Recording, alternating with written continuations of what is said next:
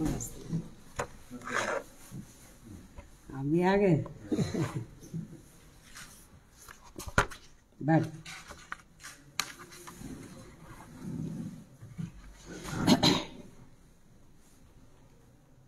जैसा कि ये विदित है कि देश में कल यूपी सहित 5 राज्यों में विधानसभा के आम चुनाव घोषित हो चुके हैं और इस संबंध में मैं खासकर मुख्य चुनाव आयोग से ये कहना चाहूँगी कि यूपी, उत्तराखंड व पंजाब आदि इन राज्यों की जनता में स्वतंत्र, निष्पक्ष व शांतिपूर्ण ढंग से चुनाव कराने के प्रति विश्वास को कायम करने के लिए यह बहुत ज़रूरी है कि चुनाव आयोग यहाँ अपनी आदर्श चुनाव आचार संहिता को पूरी सख्ती से लागू कराने के लिए ठोस कार्रवाई अवश्य करें, क्योंकि पिछले कुछ वर्षों में हुए चुनावों के दौरान हर प्रकार की धांधली करने तथा सत्ता व धर्म का चुनावी स्वार्थ के लिए अनुचित इस्तेमाल करने की प्रवृत्ति काफ़ी घातक रूप में बढ़ी है, जिससे चुनाव काफ़ी प्रभावित होता है और इसको लेकर पूरा देश भी काफ़ी चिंतित है। इतना ही नहीं बल्कि पिछले कुछ चुनावों में कोरोना के अति प्रकोप में भी जिस प्रकार से रैलियों व रोड शो आदि के जरिए चुनाव आचार संहिता का खुला उल्लंघन किया गया है, तो उससे भी पूरा देश काफ़ी हैरत में रह गया है। साथ ही पिछले कुछ वर्षों से चुनावों को विशेषकर धार्मिक रंग देकर जिस प्रकार से संकीर्ण स्वार्थ की राजनीति की जा रही है, तो उस पर भी चुनाव आयोग को काफ़ी सख्त कदम उठाने की खास ज़रूरत है और इन मामलों में पुलिस व प्रशासनिक अधिकारियों का निष्पक्षता के साथ बिना भेदभाव के कानून के मुताबिक काम कराने को सुनिश्चित करने के लिए भी ये ज़रूरी है कि सरकारी मशीनरी में चुनाव आयोग का कानूनी खौफ ज़रूर कायम रहे, तभी यहाँ चुनाव सही से संपन्न हो पाएंगे। हालांकि इस मामले में बीएसपी खुद ही एक अनुशासित पार्टी है तथा आदर्श चुनाव आचार संहिता पर पूरी सख्ती से अमल करने की हिदायत अपनी पार्टी के सभी स्तर के पदाधिकारियों व कार्यकर्ताओं आदि को हमेशा देती रहती है। इसके साथ ही ये भी सर्वविदित है कि चुनाव को अपने देश में लोकतंत्र का खास त्योहार माना जाता है। लोकतंत्र में आम जनता को एक व्यक्ति व एक वोट के मताधिकार के जरिए अपनी राय व्यक्त करने एवं सत्ता को जिम्मेदार बनाने का संवैधानिक व लोकतांत्रिक हथियार चुनाव ही है। इसलिए इसमें किसी भी प्रकार की बाधा व अड़चन आदि डालने की किसी को भी इजाज़त नहीं दी जानी चाहिए। ये सब चुनाव आयोग को जरूर देखना है। लेकिन इसके साथ साथ यहाँ मैं अपनी पार्टी के बारे में इस संबंध में ये भी कहना चाहूँगी कि इस चुनाव में मुख्य चुनाव आयोग ने जो भी चुनाव आचार संहिता लागू की है, तो उसका हमारी पार्टी पूरी ईमानदारी से पालन करेगी। ये भी मैं इनको अपनी पार्टी की ओर से विश्वास दिलाना चाहती हूँ। इसके साथ ही ये चुनाव पूरे तौर से फ्री एंड फेयर होना चाहिए। इसके लिए हमारी पार्टी का चुनाव आयोग से विशेष अनुरोध भी है, खासकर दलित व अन्य कमज़ोर वर्गों के लोग अति संवेदनशील पोलिंग बूथों पर अपना वोट डाल सके। इस मामले में भी चुनाव आयोग को काफ़ी सख्त कदम उठाने होंगे, वरना इन वर्गों के लोग अपना वोट डालने से वंचित रह जाएंगे। इसके अलावा आज मैं इस मौके पर खासकर यूपी की जनता से भी ये कहना चाहूँगी कि यदि यूपी की जनता यहाँ बेहतरीन कानून व्यवस्था तथा प्रदेश का संपूर्ण विकास एवं हर मामले में वह हर स्तर पर अपना उद्धार एवं उत्थान आदि करना चाहती है। साथ ही प्रदेश में यहाँ दलित, आदिवासी, पिछड़ा वर्ग, मुस्लिम व अन्य धार्मिक अल्पसंख्यक समाज के लोग व सर्व समाज में से गरीब, मजदूर, नौजवान, बेरोजगार, किसान, व्यापारी, कर्मचारी एवं अन्य विभिन्न क्षेत्रों में लगे लोगों के साथ साथ छात्र, युवा, महिलाएं व बुजुर्ग आदि भी अपना हित एवं कल्याण चाहते हैं, तो इन्हें फिर इस चुनाव में विरोधी पार्टियों के खासकर विभिन्न रूपों में जारी किए गए या जारी होने वाले इनके प्रलोभन भरे चुनावी घोषणा पत्रों आदि के बहकावे में कतई भी नहीं आना है तथा ना ही इन्हें अपना वोट किसी भी प्रकार की भावनाओं में बहकर करना है, बल्कि अपने हितों में आजमाई हुई अपनी पार्टी बीएसपी को ही अपना वोट देना है,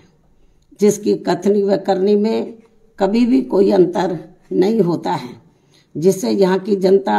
अच्छी प्रकार से जानती भी है। कहने का तात्पर्य ये है कि केवल बीएसपी ही एक ऐसी राजनीतिक पार्टी व मानवतावादी मूवमेंट भी है जो अपनी नीति व कार्यक्रम में सर्व समाज के लोगों का व विभिन्न क्षेत्रों में लगे विशेषकर गरीबों, मजदूरों, व्यापारियों एवं अन्य मेहनतकश लोगों के हितों का भी पूरी निष्ठा व ईमानदारी से ध्यान रखती है और खासकर अपराध नियंत्रण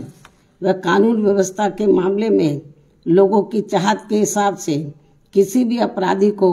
अपनी पार्टी की सरकार छोड़ती नहीं है। यानी कि हमारी पार्टी की सरकार छोड़ती नहीं है, चाहे कोई बीएसपी पार्टी से जुड़ा हुआ ही क्यों ना हो। इसलिए बीएसपी के राज में कानून द्वारा कानून का राज चलता रहा है, जिसका मुकाबला अभी तक यहाँ किसी भी पार्टी की सरकार नहीं कर पाई है। जबकि दूसरी पार्टियों की रही सरकारों में हर सरकार अपनी पार्टी के आपराधिक तत्वों को बचाती है और केवल दूसरों के खिलाफ ही पक्षपातपूर्ण कार्रवाई करती है। जैसा कि यूपी में वर्तमान बीजेपी की सरकार में भी हमें काफ़ी कुछ देखने को मिल रहा है, जिस कारण ही यहाँ अपराधियों का अभी भी जंगल राज चल रहा है और जनता बुरी तरह से त्रस्त है। हर जाति, हर वर्ग के लोग काफ़ी दुखी हैं और इस सरकार में खासकर अपर कास्ट समाज के जो एक तबके के लोग हैं वो तो सबसे ज़्यादा दुखी हैं, जिन्होंने पिछले चुनाव में बढ़ चढ़कर बीजेपी को अपना वोट दिया है। इसलिए ऐसे में इस बार चुनाव में यहाँ बीजेपी की सरकार अपनी इन सभी कमियों की वजह से जरूर सत्ता से बाहर हो जाएगी, बशर्ते यदि चुनाव में इन्होंने सरकारी मशीनरी का दुरुपयोग नहीं किया तथा वोटिंग मशीनों में भी कुछ गड़बड़ी आदि नहीं की। और हम चाहेंगे कि चुनाव आयोग इन सब मामलों में अपनी सख्ती जरूर करे। इसके अलावा मैं ये भी कहना चाहूँगी कि प्रदेश में यहाँ एक पार्टी ऐसी भी है जो दूसरी पार्टियों के निकाले हुए लोगों के सहारे व अनेकों पार्टियों के साथ गठबंधन करके इस चुनाव में 403 में से 400 सीटें जीतने का सपना देख रही है और अब इनका ये सपना भी दिनांक 10 मार्च को जरूर हवाई होने वाला है। ये स्थिति हमें बीजेपी व अन्य पार्टियों की भी देखने के लिए मिल रही है। ऐसे में बीएसपी ही एकमात्र ऐसी पार्टी है जो यूपी की जनता को, जो खासकर यूपी की जनता को यहाँ सर्वजन हिताय व सर्वजन सुखाय की नीतियों पर आधारित लोकप्रिय सरकार दे सकती है। वैसे मुझे पूरी उम्मीद है कि प्रदेश की जनता इस बार चुनाव में किसी भी पार्टी के बहकावे में आने वाली नहीं है